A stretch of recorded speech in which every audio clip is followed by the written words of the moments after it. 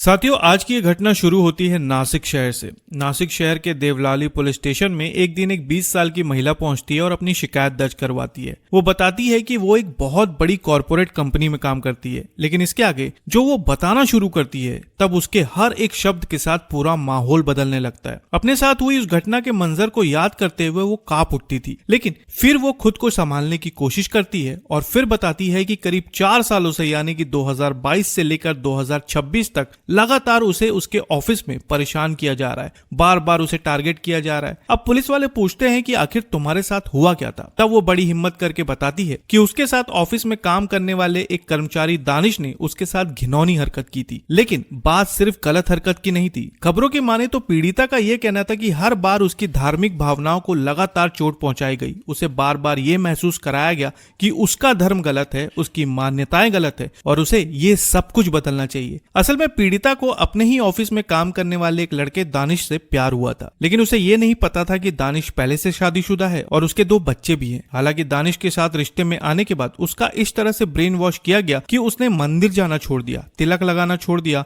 और साथ ही रमजान में उसने अब रोजे रखने भी शुरू कर दिए थे। लेकिन जब ये बात पीड़िता के परिवार वालों को पता चली तब पीड़िता ने ये तक कह दिया कि वो दानिश के लिए अपना धर्म बदलने तक को तैयार है। लेकिन जब परिवार वालों ने दानिश की असलियत उसके सामने रखी तब उसकी आंखों से पर्दा हटा और फिर वो पुलिस के पास अपनी शिकायत लेकर पहुंची। हालांकि जब पुलिस ने उसकी शिकायत को सुना तो उन्हें लगा कि ये कोई नॉर्मल मामला नहीं है, क्योंकि जैसा समझ में आ रहा था उससे ये बात साफ हो रही थी कि शायद ये मामला उससे भी कहीं ज्यादा बड़ा हो सकता है। और इसी वजह से पुलिस ने इस मामले को बड़ी गंभीरता से लिया और शुरू की अपनी जांच। लेकिन पुलिस इतना भी जानती थी कि वो ऐसे किसी एक शिकायत पर तुरंत किसी ऑफिस पर धावा बोलकर गिरफ्तारियां नहीं कर सकती थी। उन्हें सबूत चाहिए थे और इसलिए सबूत इकट्ठा करने के लिए पुलिस के द्वारा एक प्लान बनाया गया। खबरों की माने तो इस मामले में कुछ महिला पुलिस कर्मियों और कांस्टेबलों को टाटा कंसल्टेंसी सर्विस की नासिक स्थित बीपीओ यूनिट के अंदर हाउसकीपिंग स्टाफ बनाकर भेजा गया ताकि वो ऑफिस में काम करने वाले हर एक कर्मचारी पर नजर रख सके। जिसके बाद पुलिसकर्मी वहां पर पूरे 2 हफ्तों तक एक आम कर्मचारी बनकर काम करते रहे।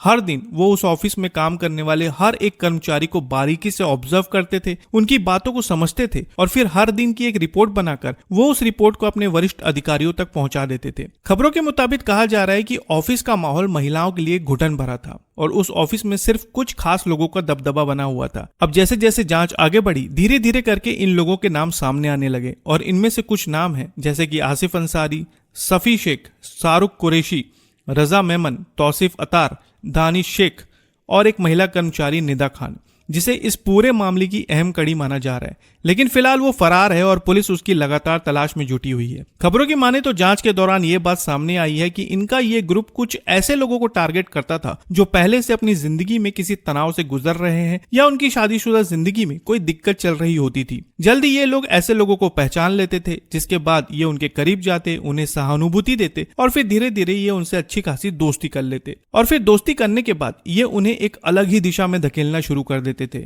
खबरों के अनुसार कहा जा रहा है कि बाकायदा इनका एक व्हाट्सएप ग्रुप बना हुआ था जिसमें 8 से 10 लोग एक खास कम्युनिटी से जुड़े हुए थे और इस ग्रुप में धीरे धीरे ऐसा कंटेंट शेयर किया जाता था जिससे लोगों की सोच बदली जा सके और लोग अपने धर्म को छोड़कर दूसरे धर्म को अपनाने लगे। वहीं खबरों के अनुसार इस मामले में जब पहली शिकायत सामने आई तब एक एक करके और भी कई महिलाओं ने अपनी शिकायत दर्ज करवाई। कुछ का यह कहना था कि उन्हें मानसिक रूप से ही नहीं बल्कि शारीरिक रूप से भी प्रताड़ित किया जाता था। कुछ पीड़िता का यह कहना है कि एक पुरुष कलीग ने उसके साथ छेड़छाड़ की थी और सबसे बड़ी बात यह थी कि ये सबके सामने हुआ था। लेकिन जब वो अपनी शिकायत लेकर कंपनी के एचआर के पास पहुंची तो एचआर ने उसकी शिकायत पर कोई ठोस कदम नहीं उठाया। वो बार बार शिकायत करती रही और बार बार उसकी शिकायतों को नजरअंदाज किया गया। वहीं कुछ का यह कहना था कि जो महिलाएं आरोपियों की बात नहीं मानती थी उनके काम का बोझ बढ़ा दिया जाता था और उन्हें मानसिक रूप से परेशान किया जाता था। वहीं कुछ मामलों में उन्हें गंदे कमेंट पास किए जाते थे, गलत तरीके से छुआ जाता था और यहाँ तक कि कुछ इनका पीछा भी करते थे। आप सिर्फ सोच कर देखिए कि ये महिलाएं किस तरह के माहौल में काम कर रही थी।